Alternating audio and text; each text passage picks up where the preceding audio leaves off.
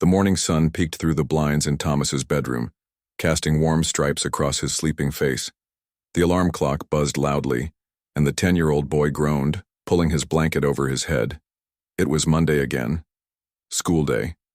"Thomas, time to get up, buddy," his father called from the kitchen. The smell of toast wafted up the stairs. Thomas slowly dragged himself out of bed, his feet finding his worn slippers on the cold floor. He rubbed his eyes and glanced at the family photo on his nightstand. Him and Dad at the lake last summer, both grinning with fishing rods in hand. Mom had taken that picture before she got sick, before everything changed. Downstairs, Mr. Chen stood at the counter, lunchbox open, carefully wrapping a sandwich in wax paper. He looked up when Thomas entered the kitchen and smiled. "Morning, sleepyhead. Peanut butter and banana today, your favorite," he said, placing the sandwich into the lunchbox. "And I cut up some carrots. Oh, and there's that chocolate pudding cup you like." Thomas nodded, sliding onto a chair at the kitchen table where a bowl of cereal waited. His dad was trying so hard these days. Ever since Mom died last year, it had been just the two of them figuring things out together. Dad had learned to cook, to do laundry without turning everything pink, and to pack lunches that weren't just chips and candy. "You feeling okay about school today?" his father asked, pouring himself a cup of coffee. "That math test is this week, right?" "Thursday," Thomas mumbled through a mouthful of cereal. "I studied some yesterday." "That's my boy," Mr. Chen said, ruffling Thomas's hair as he passed by. "I know you'll do great." Thomas wasn't so sure about that. School had been different lately, not just because of Mom being gone, though that was part of it. Something else had changed when they moved him to Mrs. Harper's class 2 months ago. "Don't forget your lunch," his dad reminded him, closing the blue lunchbox and placing it next to Thomas's backpack by the door. Thomas's stomach tightened at the mention of lunch. He hadn't told his dad what had been happening. How could he? Dad worked so hard at the factory, taking extra shifts to make ends meet. He didn't need more problems to worry about. The school bus honked outside, and Thomas quickly gulped down the last of his cereal, grabbed his backpack and lunch, and gave his dad a quick hug. "Have a good day. Learn something cool to tell me tonight," his father called as Thomas headed out the door. The bus ride to Pinewood Elementary was noisy, kids shouting and laughing. Thomas sat alone near the front, his forehead pressed against the cool window, watching houses and trees blur past. His friend Leo waved from a few seats back, but Thomas pretended not to see. He didn't feel like talking today. When the bus pulled up to the school, Thomas dragged his feet walking into the building. The hallways were bright and colorful, covered with student artwork and motivational posters. His classroom was at the end of the hall, room 23, Mrs. Harper's 5th grade class. Mrs. Harper stood at the door, greeting students as they entered. She was tall and thin, with short gray hair and glasses that hung from a beaded chain around her neck. Some kids thought she looked like a nice grandma. Thomas knew better. "Good morning, Thomas," she said, her voice sugary sweet as he walked past. "My, that lunchbox looks full today." Thomas clutched his lunchbox tighter and hurried to his desk in the back row. He slid the blue box into his desk and took out his notebook and pencil. The morning announcements crackled over the loudspeaker, but Thomas barely heard them. He was too busy thinking about what would happen at lunchtime. The morning passed slowly. They worked on spelling, then social studies. Thomas tried to focus, but his eyes kept drifting to the clock. By 11 o'clock, his stomach was already growling. He'd been so nervous lately that he barely ate breakfast anymore. Just before math lesson, Mrs. Harper asked Thomas to take some papers to the office. When he returned, he noticed her straightening up from near his desk. His heart sank. He knew what that meant. "Everyone line up for lunch," Mrs. Harper announced at 11:45. The class cheered and scrambled to form a line by the door. Thomas hung back, slowly opening his desk. As he feared, his blue lunchbox was empty. All that remained was a napkin his dad had tucked inside. The sandwich, carrots, pudding cup, all gone. His throat tightened as he closed the empty box and placed it back in his desk. In the cafeteria, long tables filled quickly with chattering students. Thomas took his usual spot at the end of a table, next to the wall. Leo waved him over to sit, with some other boys, but Thomas shook his head slightly. He couldn't explain why he wasn't eating. Again. "Aren't you hungry today?" asked Lily, a girl with braided pigtails who sat across from him. Thomas shrugged. "Not really. Ate a big breakfast." Lily looked doubtful, but returned to her own lunch, a thermos of soup and crackers. The noise in the cafeteria grew as kids opened lunchboxes and paper bags, trading snacks and telling jokes. The smell of food was everywhere, making Thomas's empty stomach ache. From her spot at the teacher's table, Mrs. Harper watched the room. When her eyes met Thomas's, she smiled and lifted a forkful of salad to her mouth. Thomas quickly looked away. This had been happening for weeks now. At first, it was just parts of his lunch, a cookie missing here, an apple gone there. Thomas thought he was going crazy, misremembering what Dad had packed.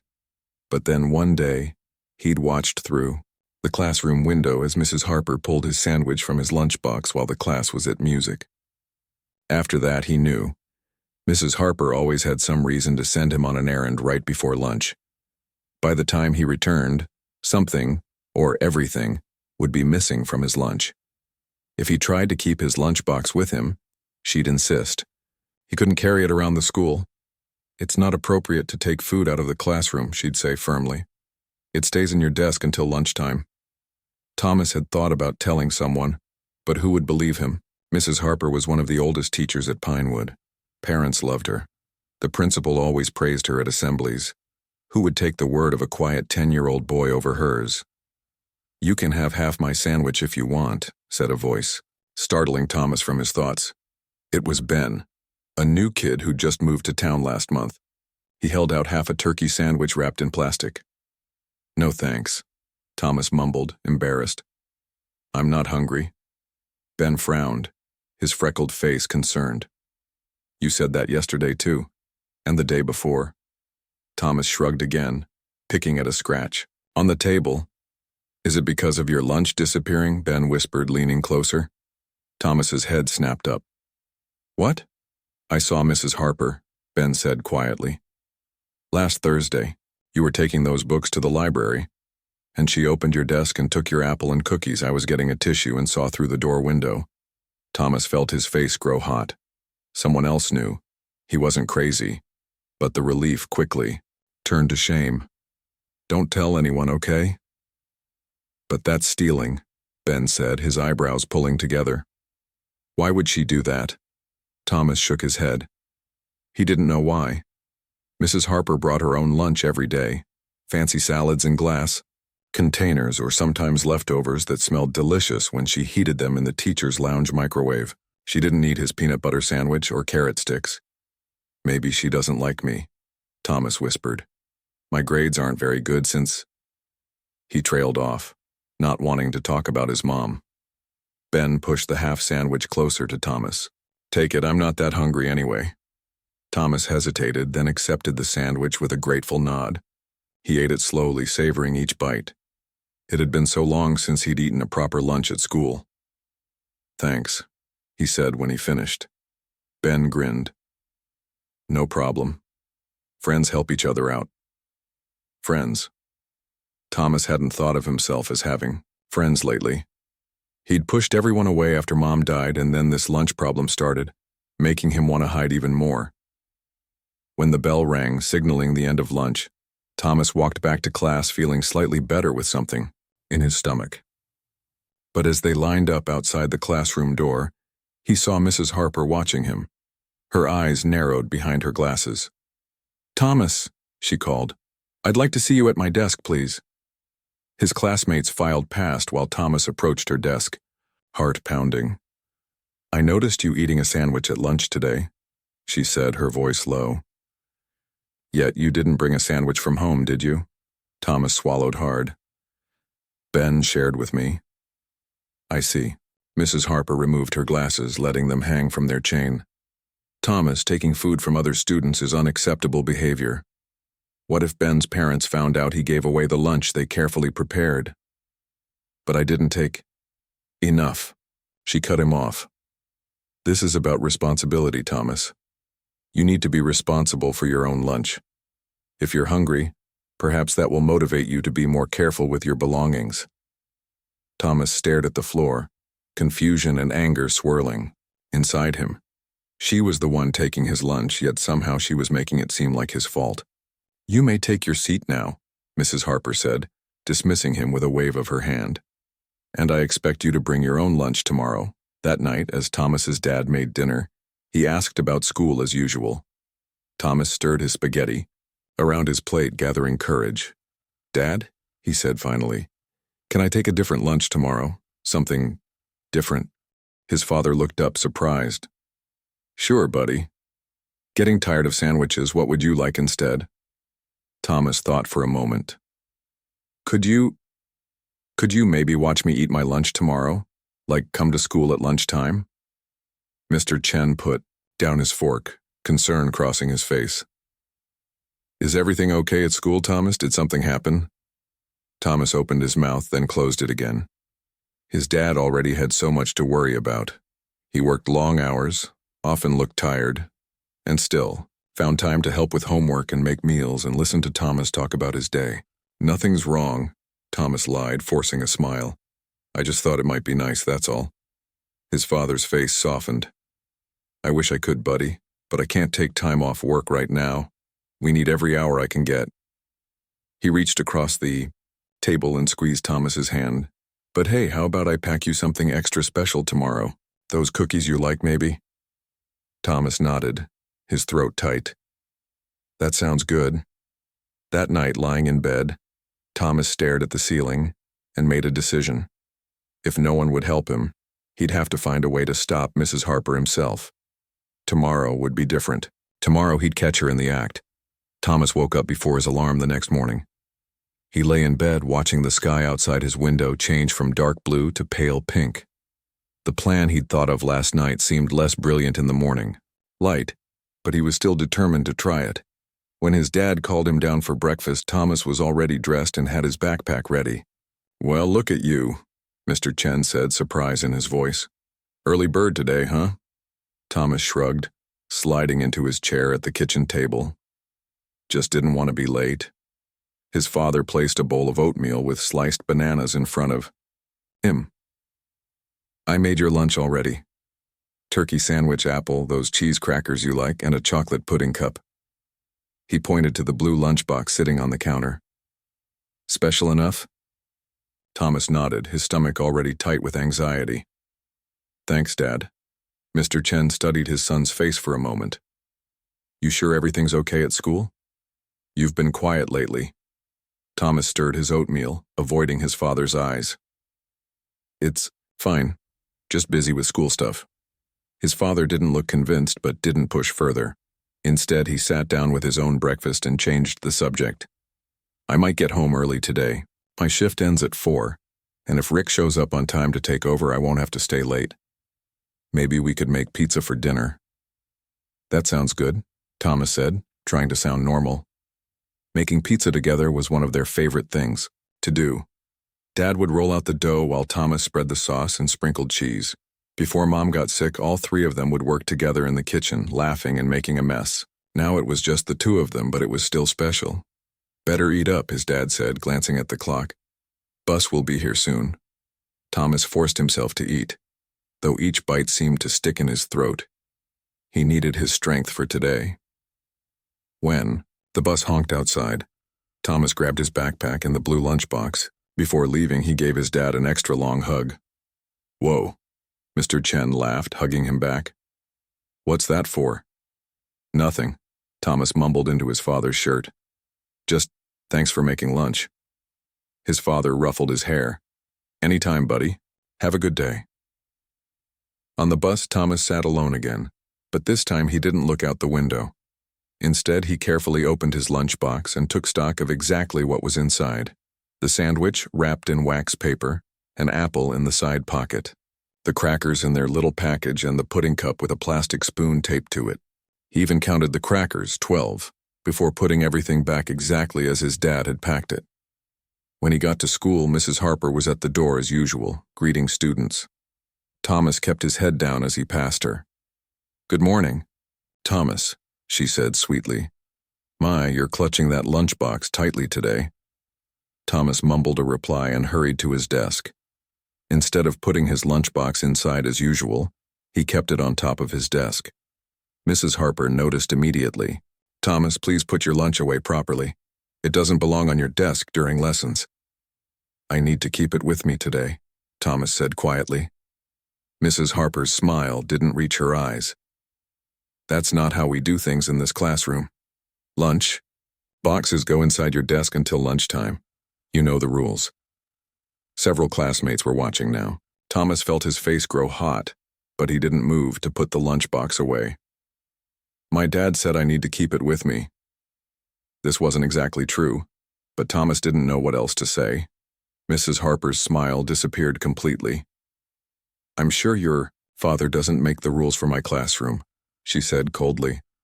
"Put it away now or I'll have to call him in for a conference about your behavior." The thought of his dad having to take time off work for a meeting made Thomas's resolve crumble. Slowly, he placed the lunchbox inside his desk. But this time, he had a plan. During morning lessons, Thomas watched Mrs. Harper like a hawk. Every time she moved near his desk, he tensed up. When she asked for volunteers to take attendance to the office, Thomas raised his hand quickly, but she called on Lily instead. Just before math, Mrs. Harper announced, "Thomas, please take these papers to Ms. Rivera in the library." This was it, the moment she always sent him away so she could take his lunch. Thomas's heart pounded as he stood up. "Can I go to the bathroom first?" he asked. Mrs. Harper frowned. "Make it quick." Thomas hurried out of the classroom, but instead of going to the bathroom, he crouched in the hallway next to the classroom door, which was slightly ajar. Through the crack, he could see Mrs. Harper moving between the desks, stopping at his. She glanced around the room, then quickly opened his desk and reached for the blue lunchbox. Thomas pushed the door open. "I knew it," he exclaimed. Mrs. Harper jumped, nearly dropping the lunchbox. The classroom went completely silent as every student stared at them. "Thomas!" Mrs. Harper recovered quickly, straightening up. "What are you doing? I thought you were going to the bathroom." "I saw you," Thomas said, his voice shaking. "You were taking my lunch." "You do it every day." Mrs. Harper's face hardened. "I was simply checking to make sure you'd put it away properly. Return to your seat immediately." "No," Thomas said, surprising himself with his boldness. "You were going to take it just like you always do." Mrs. Harper's eyes narrowed dangerously. "That's enough, Thomas. Go to the principal's office right now." Mrs. Harper was taking Thomas's lunch, Ben said suddenly, standing up from his desk. "I saw her do it yesterday, too." "Me too," Lily piped. "I saw her once when I came back early from music." Mrs. Harper's face flushed red. "That is absolutely untrue." "I would never."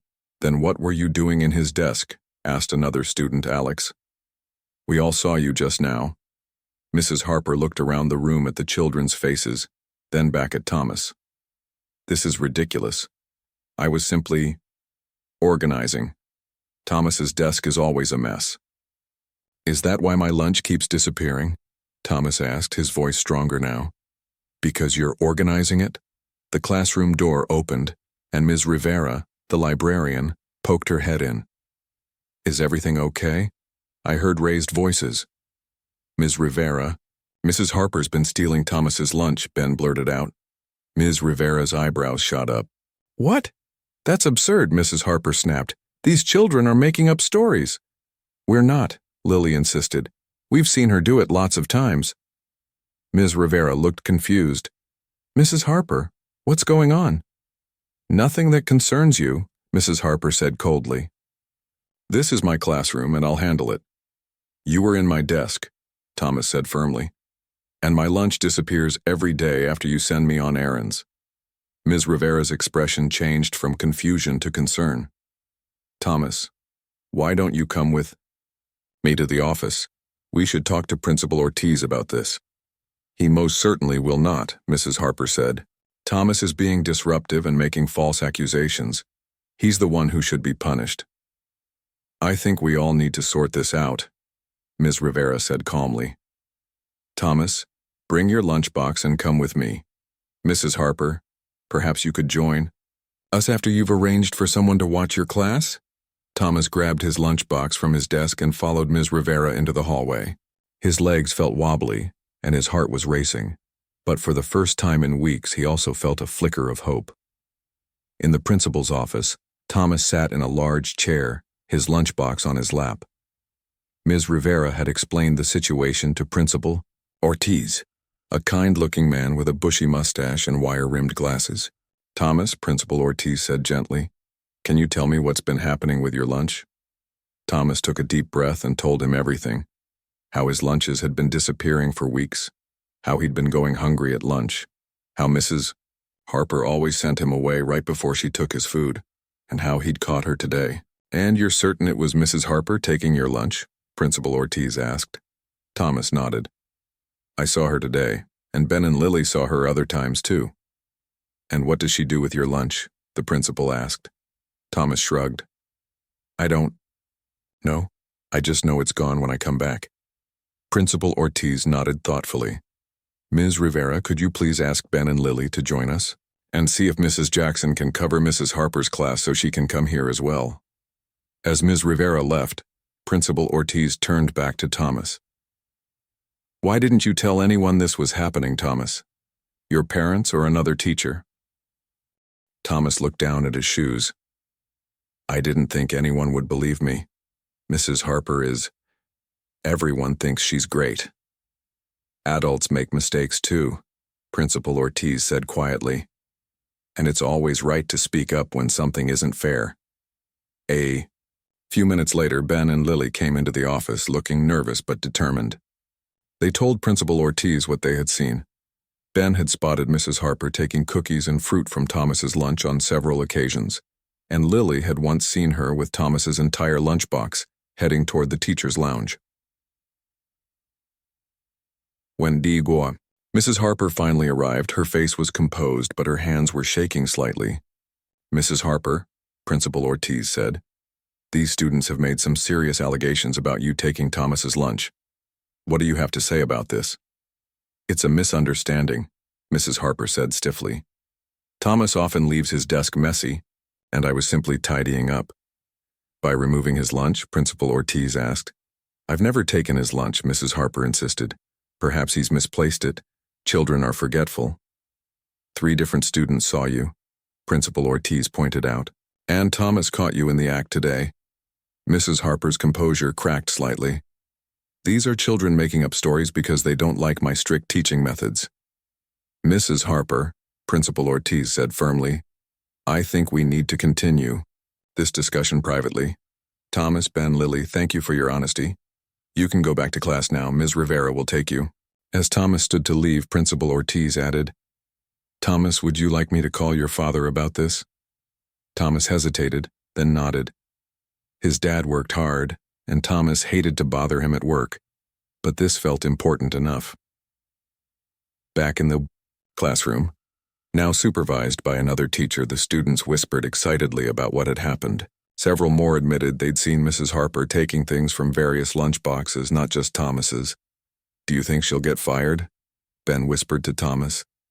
"I don't know," Thomas replied. "I just want my lunch back." By lunchtime, Mrs. Harper hadn't returned to the classroom.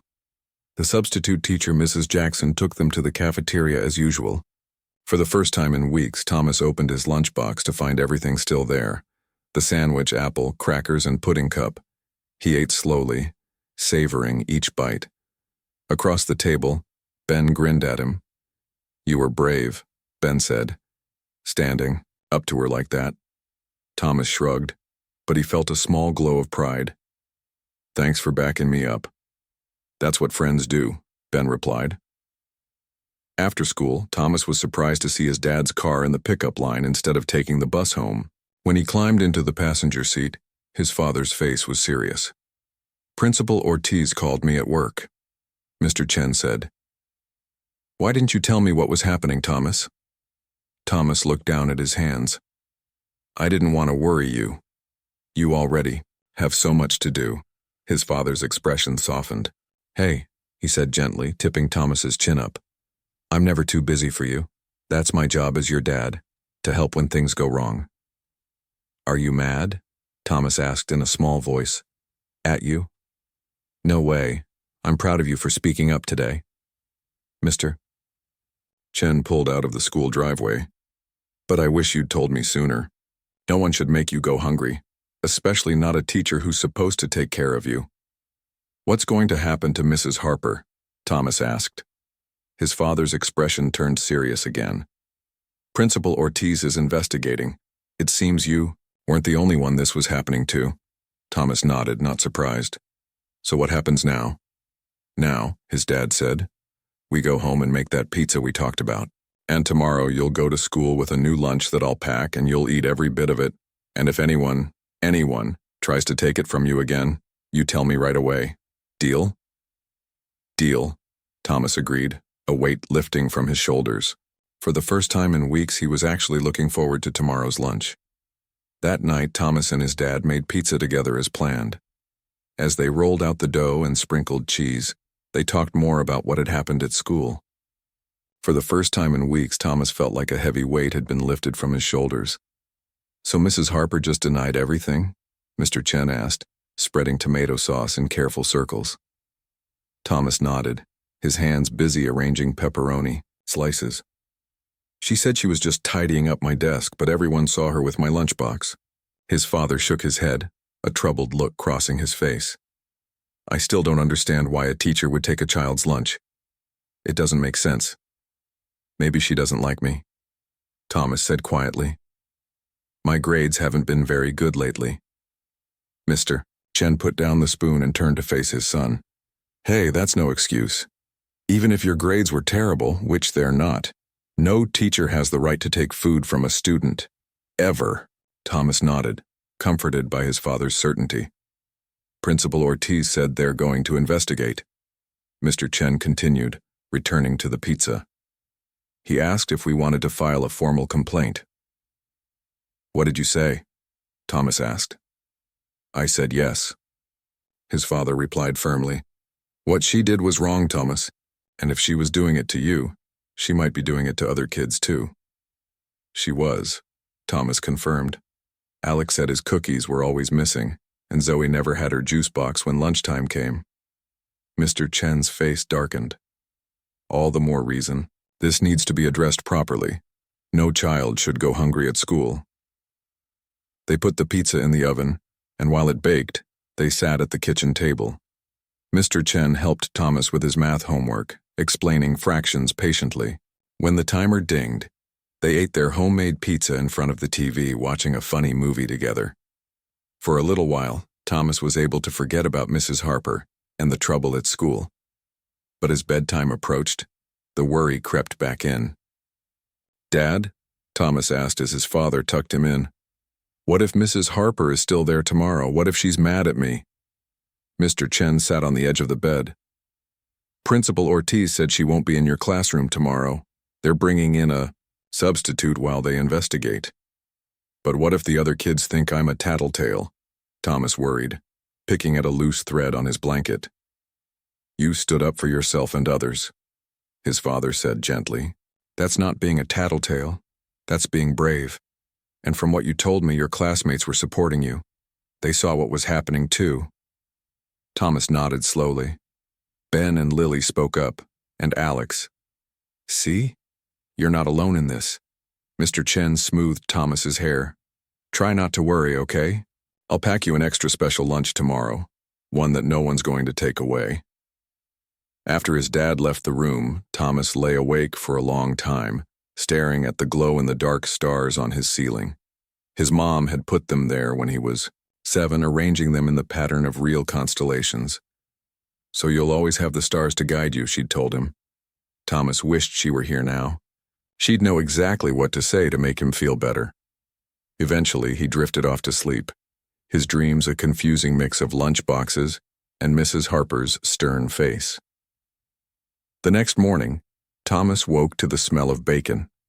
In the kitchen, he found his dad at the stove flipping pancakes, special breakfast today. Mr. Chen announced with a smile. "And look what I made for your lunch." On the counter sat not Thomas's usual blue lunchbox, but a brand new one, black with red stripes. Next to it was a small silver thermos. "I got up early and went to the store when it opened," his dad explained. "Thought you might want a fresh start." Thomas opened the new lunchbox to find it packed with all his favorites: a peanut butter and jelly sandwich cut into star shapes, carrot sticks with ranch dip, apple slices, cheese cubes, and a homemade chocolate chip cookie wrapped in wax paper. "And hot chocolate in the thermos," his dad added. "Just the way you like it." Thomas felt a lump in his throat. His dad must have been so tired. He often worked late shifts, but he'd still gotten up early to do this. "Thanks, Dad." Mr. Chen ruffled his hair. "Anytime, buddy.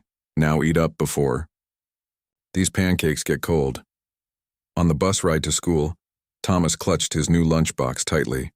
Ben spotted it immediately when he sat down next to Thomas. "Cool lunchbox," Ben said. "Is it new?" Thomas nodded. "My dad got it this morning." "Awesome," Ben said.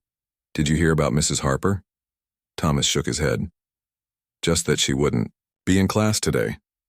Ben leaned closer, lowering his voice though the bus was noisy. "My mom's friend works in the office. She said they found a whole stash of food in Mrs. Harper's classroom cabinet. Cookies and fruit and stuff that she'd taken from kids." Thomas's eyes widened. "Really?" Ben nodded solemnly. "And guess what else? There was a grocery list in her desk with all our names on it and what we usually bring for lunch." "That's weird," Thomas said, trying to make sense of it. "Super weird," Ben agreed, like she was keeping track of what to steal. When they arrived at school, Thomas noticed something different right away. Instead of Mrs. Harper at the classroom door, there was a younger woman with curly brown hair and a friendly smile. "Good morning," she said as the students filed in. "I'm Ms. Walker. I'll be your teacher for a while." The classroom felt different too. The blinds were open, letting in more sunlight, and Ms. Walker had rearranged the desks into small groups instead of rows. "I know this change might seem sudden," Ms. Walker said once everyone was seated, "but I'm excited to work with all of you, and I want to start by saying that this is a safe classroom where everyone's voices matter." Throughout the morning, Thomas kept waiting for the moment when Ms. Walker would send him on an errand, but it never came. Instead, she asked for volunteers for everything, and no one was forced to do anything they didn't want to. At lunchtime, Thomas carried his new lunchbox to the cafeteria, Ben and Lily walking beside him. For the first time in weeks, he didn't feel that knot of anxiety in his stomach. "Whoa, star sandwiches?" Lily exclaimed when Thomas opened his lunch. "That's so cool." "My dad made them," Thomas said, unable to keep the pride from his voice.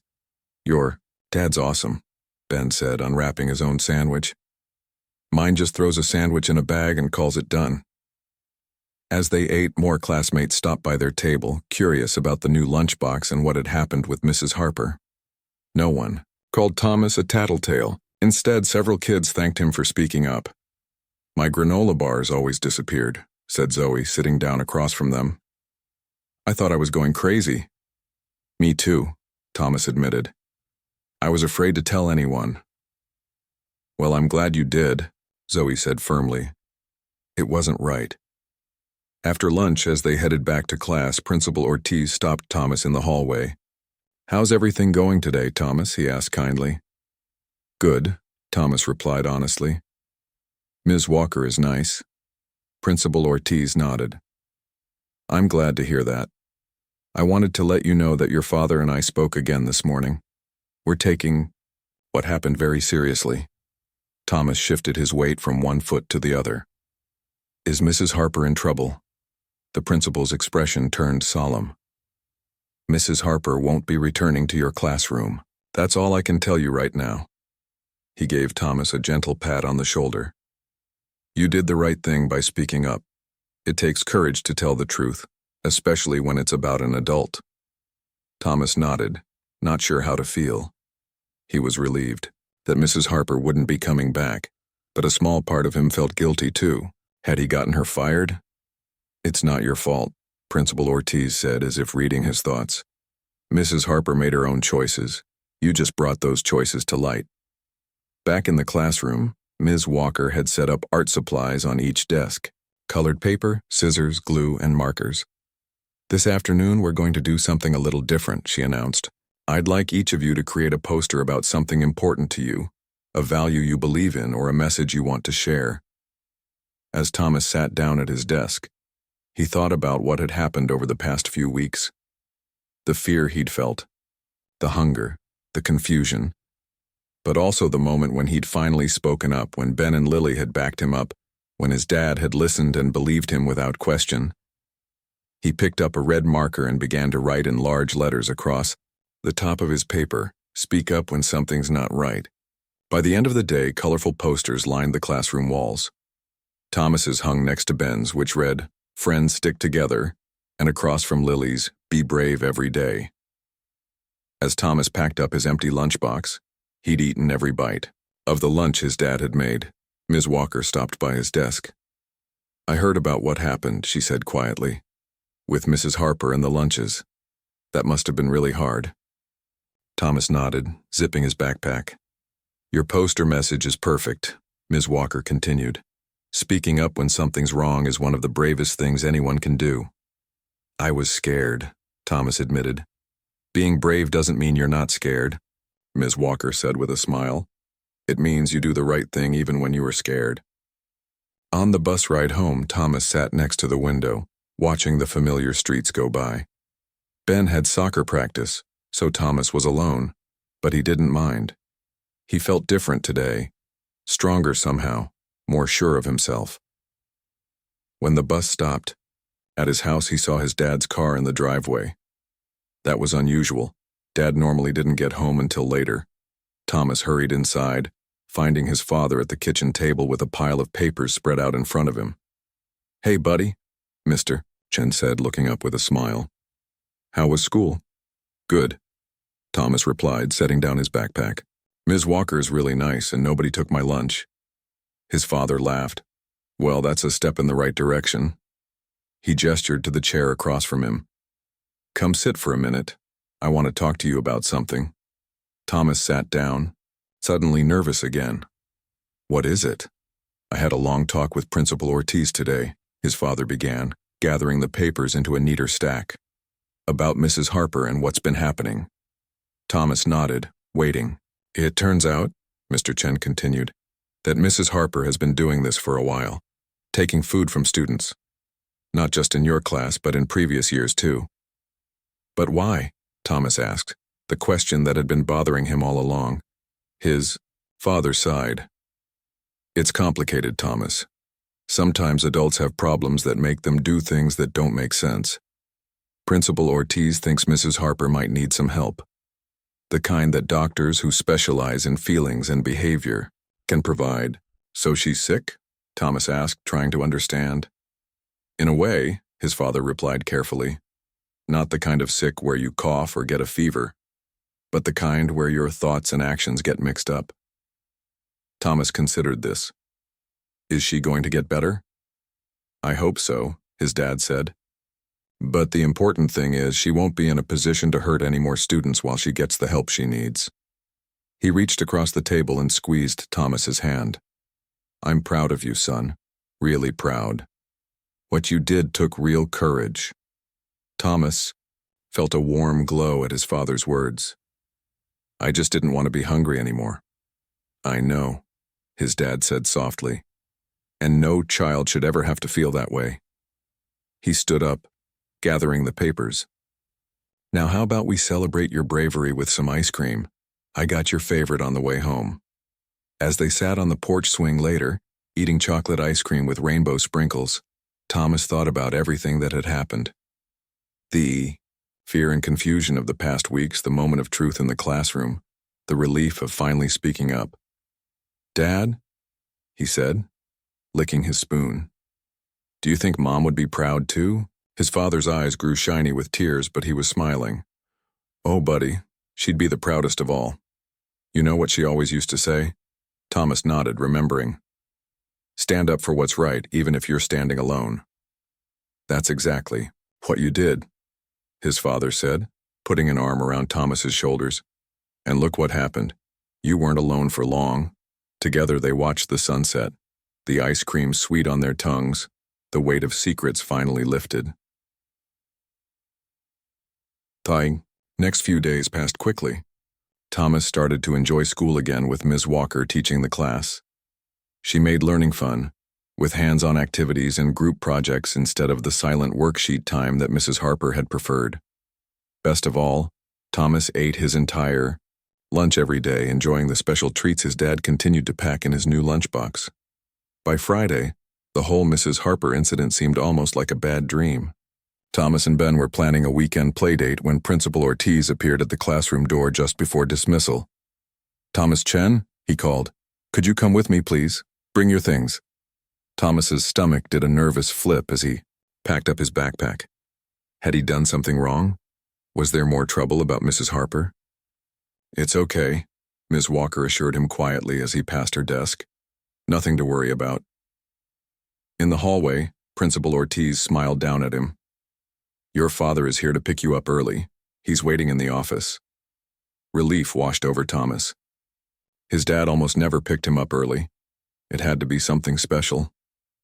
When they reached the office, Thomas spotted his father sitting in one of the chairs, talking with a woman Thomas didn't recognize. She wore a neat blue suit and had her hair pulled back in a bun. "Dad?" Thomas said, hurrying over. "What's going on?" Mr. Chen stood up, giving Thomas a quick hug. "Hey, buddy. Sorry to surprise you like this, but there's someone who wanted to meet you." He gestured to the woman, who had also risen from her chair. "This is Ms. Reynolds. She works for the school district." The woman smiled warmly at Thomas, extending her hand. "It's very nice to meet you, Thomas. I've heard a lot about you." Thomas shook her hand, confused. "About me?" "Yes," Ms. Reynolds nodded. "About how brave you were in speaking up about what Mrs. Harper was doing. That took real courage."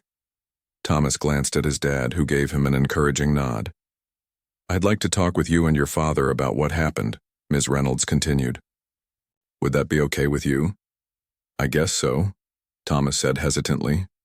"We can go to the conference room," Principal Ortiz suggested, leading them down a short hallway to a room with a large table and several chairs. Once they were all seated, Ms. Reynolds opened a folder she had brought with her. "Thomas, I want you to know that you're not in any trouble. In fact, quite the opposite. The school district takes what happened very seriously, and we want to make sure nothing like this ever happens again." Thomas nodded, still not sure what this was all about. "Can you tell me in your own words what Mrs. Harper did?" Ms. Reynolds asked gently. Thomas looked at his dad, who nodded encouragingly. Slowly, Thomas recounted the story. How his lunch had started disappearing. How Mrs. Harper always sent him on errands right before she took his food. How he'd finally caught her in the act. Ms. Reynolds listened carefully, occasionally making notes. "And this went on for how long?" she asked. Thomas thought about it. "About 3 weeks, I think. Maybe a month." "And during that time you were going without lunch?" Ms. Reynolds asked, her expression troubled. "Mostly," Thomas admitted. "Sometimes Ben shared with me." Ms. Reynolds turned to Mr. Chen. "And you weren't aware of this until Thomas spoke up? At school?" Mr. Chen shook his head, his face pained. "No. Thomas didn't tell me. I noticed he was hungrier after school, but—" He trailed off, looking at his son with sadness in his eyes. "I wish I'd realized something was wrong sooner." "It's not your fault, Dad," Thomas said quickly. "I didn't want to bother you." Ms. Reynolds made another note, then looked up with a smile.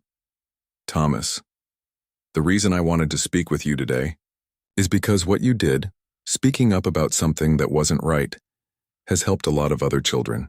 "It has?" Thomas asked, surprised. "Yes," Ms. Reynolds nodded. "After what happened in your classroom, we looked into other classes Mrs. Harper has taught over the years. Several former students have now come forward with similar stories. Some of them are in middle school now, but they still remembered having their lunches taken." Thomas's eyes widened. "So she's been doing it for a really long time?" "It appears so," Ms. Reynolds said. "And it wouldn't have stopped if you hadn't been brave enough to speak up." Thomas felt a strange mix of emotions.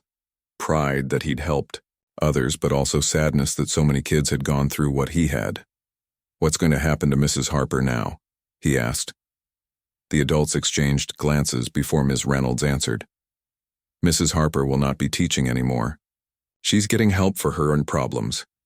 But I want you to know that because of you, Thomas, this won't happen to any more children in our district. We're implementing new training for all staff," Principal Ortiz added, "about respecting students, property, and recognizing signs that a child might be going hungry. We're also starting a new program," Ms. Reynolds said, pulling a colorful brochure from her folder. "We're calling it Speak Up, Stand Tall. It's going to teach students about the importance of speaking up when something isn't right, just like you did." She handed the brochure to Thomas. On the cover was a cartoon of a child standing tall, speaking into a microphone. The words "Your voice matters" were printed across the top. "We'd like you to help us launch this program, Thomas," Ms. Reynolds said.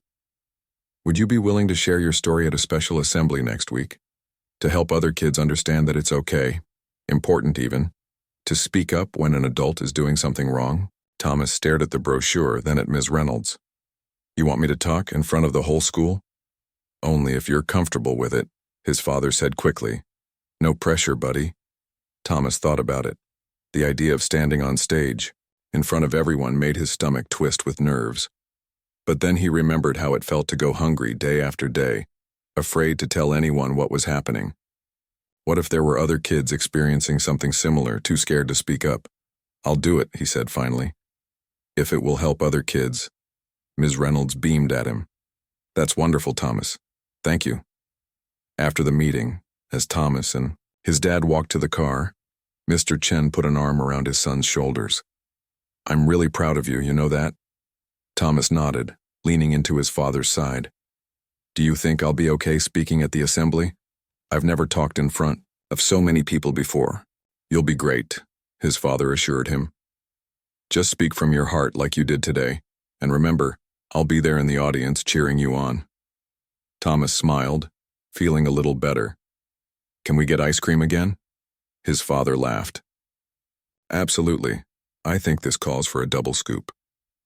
The weekend flew by. Thomas spent Saturday at Ben's house, where they built a massive fort in the living room and played video games until their eyes hurt. On Sunday, Thomas and his dad went fishing at the lake, their special place where they'd spent so many happy days with Mom before she got sick. As they sat on the dock, lines cast into the still water, Thomas worked up the courage to ask something that had been on his mind. "Dad, do you think Mrs. Harper is a bad person?" His father was quiet for a moment, considering the question. "I don't think it's that simple, buddy. People are complicated. Sometimes good people do bad things because they're struggling with problems we can't see." "Like being sick in her thoughts, like you said?" Thomas asked. Mr. Chen nodded. "Something like that. It doesn't excuse what she did. Taking food from children is never okay, but it might help explain it." "I hope she gets better," Thomas said, surprising himself with the sincerity of the feeling.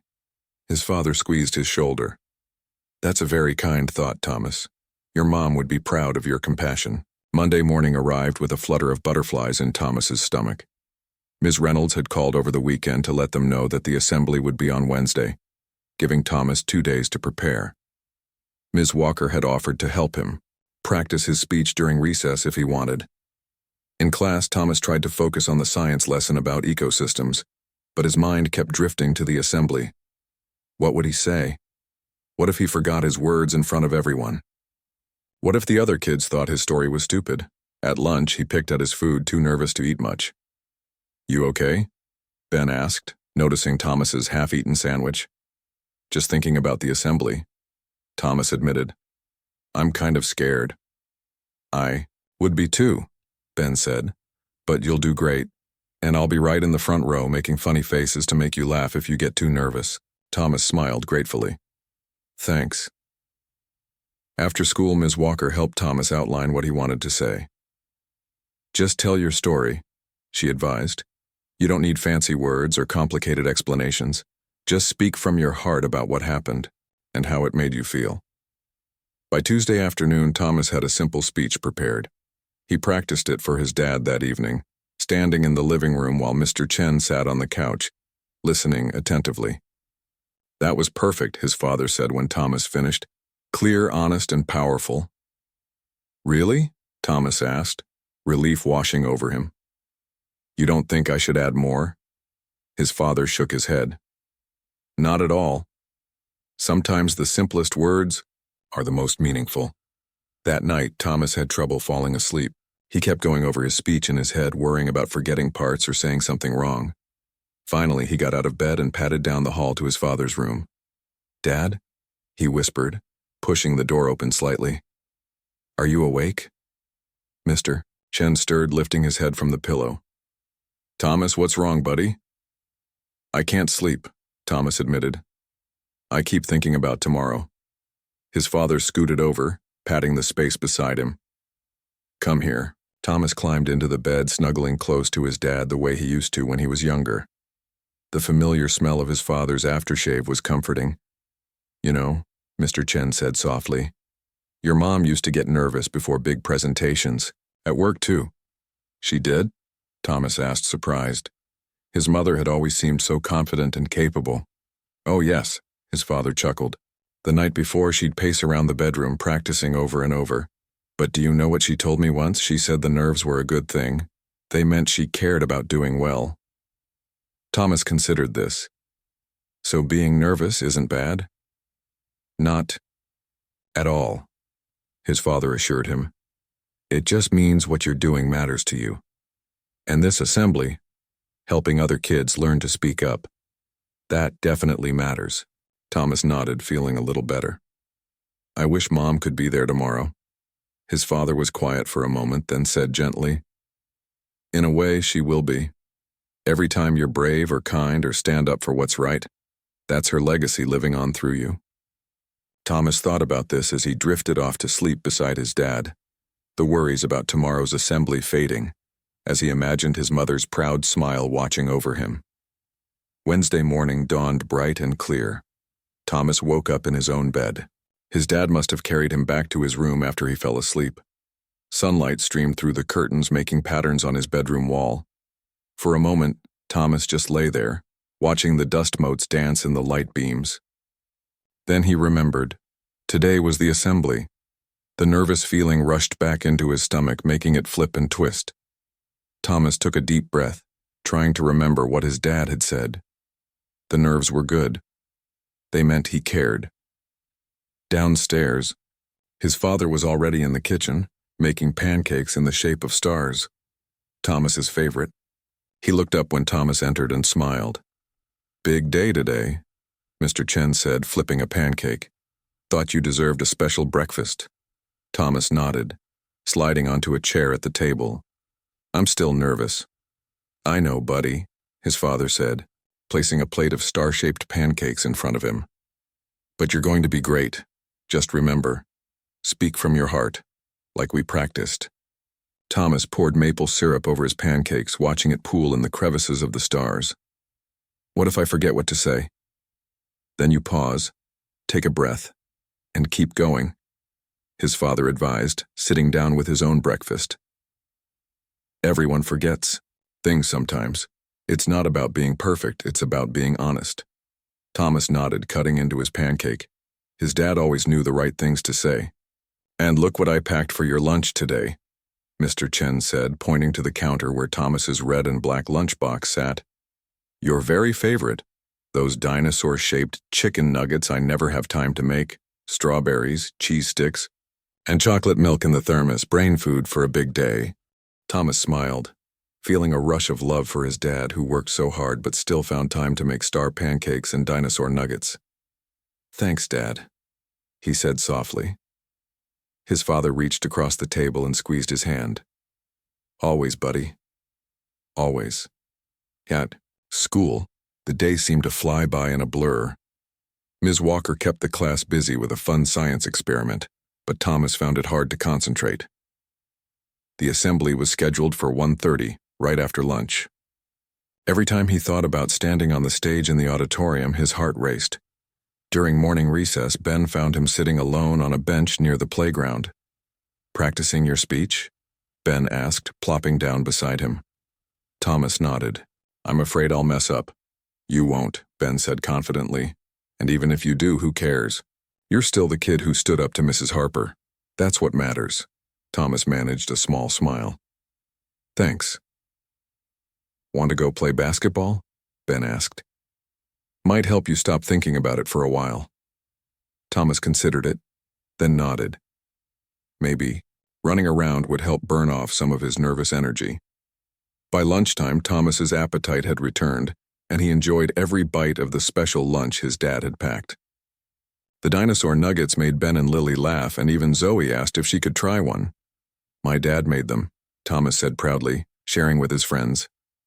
"Your dad is so cool," Lily said, nibbling the head off a T-Rex nugget. "Mine can barely make toast without burning it." As they were finishing lunch, Ms. Reynolds appeared at their table, smiling warmly at Thomas. "Ready for the big moment?"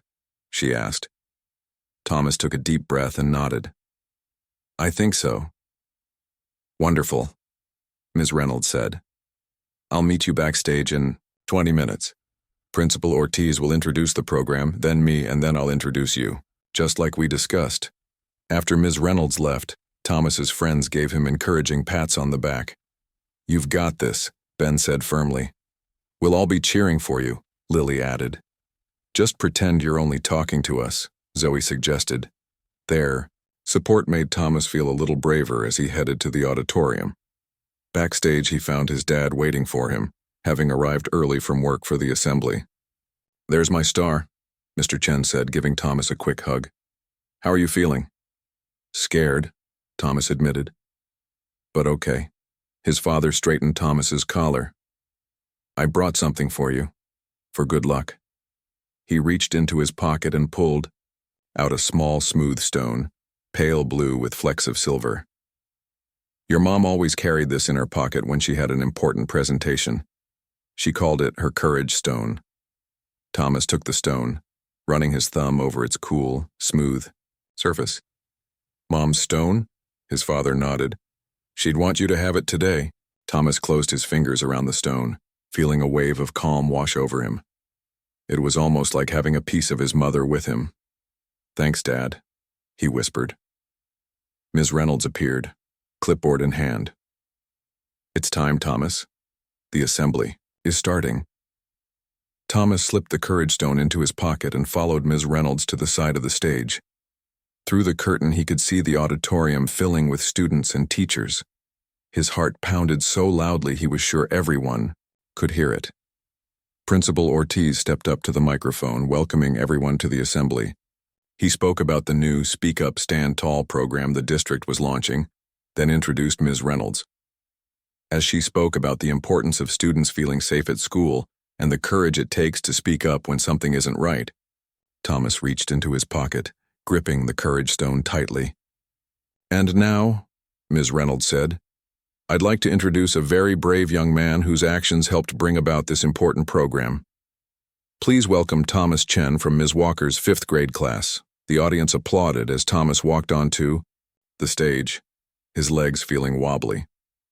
The bright lights made it hard to see all the faces watching him, but in the front row he spotted Ben, Lily, and Zoe. And off to the side, his dad stood near the wall, giving him a thumbs up. Thomas took a deep breath and began to speak. "My name is Thomas," he said, his voice coming out steadier than he expected. "A few weeks ago, something strange started happening in my classroom. Every day, my lunch would disappear from my desk." As he continued his story, Thomas forgot about being nervous.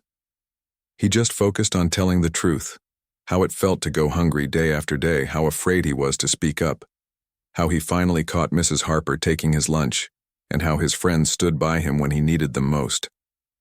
"I was scared to tell anyone what was happening," Thomas said, the words flowing naturally now. "I thought maybe no one would believe me because Mrs. Harper was a teacher and I was just a kid. But I learned something important. Being a kid doesn't mean your voice doesn't matter, and being an adult doesn't always mean you're right." The auditorium was completely silent, everyone listening intently. If something doesn't feel right, even if it's an adult doing it, it's okay to speak up. Thomas continued.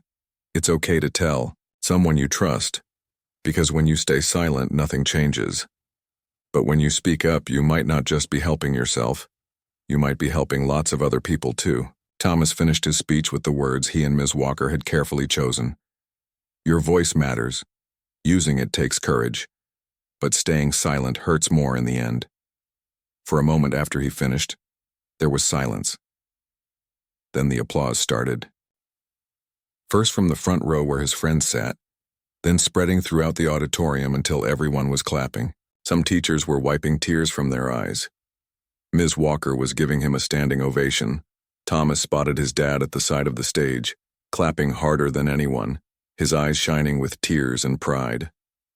Ms. Reynolds returned to the microphone, thanking Thomas and inviting him to stay on stage as she introduced the next speaker, a middle school student who had a similar experience years earlier with Mrs. Harper. By the end of the assembly, 5 students of different ages had shared their stories. Thomas wasn't the only one who had suffered in silence before finding the courage to speak up. Somehow, knowing he wasn't alone made everything he'd gone through seem more bearable. When the assembly ended, Thomas's classmates surrounded him, patting his back and telling him how great his speech was. Ms. Walker gave him a gentle hug, and Principal Ortiz shook his hand firmly, saying, "You did a remarkable thing today, Thomas. You should be very proud." But the best moment came when his dad pushed through the crowd and swept Thomas into a tight embrace. "That was amazing, son," Mr. Chen whispered. "Absolutely amazing. Your mom would have been bursting with pride." That evening, they celebrated, with pizza and ice cream at Thomas's favorite restaurant. Mr. Chen had invited Ben and his family to join them, and the boys recounted the day's events excitedly, while the adults listened and laughed. "Did you see Mrs. Jackson crying during your speech?" Ben asked, picking a pepperoni off his pizza slice. "Really? I couldn't see that far," Thomas replied. "Oh yeah," Ben nodded, and Principal Ortiz was nodding so hard I thought his head might fall off. Thomas laughed, feeling lighter than he had in months. The weight of the secret he'd been carrying, the hunger, the confusion, the fear, was finally gone completely. Later that night, as his dad tucked him into bed, Thomas asked, "Can I keep Mom's courage stone?" "Of course," his father said, smoothing Thomas's hair back from his forehead. "I think she'd want you to have it now." Thomas placed the stone on his nightstand, next to the family photo from the lake. "I think I'll need it again someday," he said thoughtfully. "Not because I'm scared, but to remember that being brave is worth it." His father smiled, his eyes warm with love and pride. "That's a good lesson to remember." He kissed Thomas's forehead. "Get some sleep, my brave boy. You've earned it." As Thomas drifted off to sleep, he thought about everything that had happened, the bad parts with Mrs. Harper, but also the good parts that came after. The closer friendship with Ben and his other classmates, the new lunchbox his dad had bought him, Ms. Walker's kind teaching style, and the courage he'd discovered within himself. Sometimes, he realized, the hardest things we go through lead to the most important discoveries. He'd gone hungry, but he'd found his voice, and that voice, it turned out, was stronger than he'd ever imagined. Under the glow-in-the-dark stars his mother had placed on his ceiling years ago, Thomas fell asleep with his hand curled around the courage stone, and the knowledge that whatever challenges tomorrow might bring, he would face them with the strength he now knew he possessed. And in the morning, his father would be there, ready with star-shaped pancakes and a lunch packed with love, a lunch that no one would ever take away again.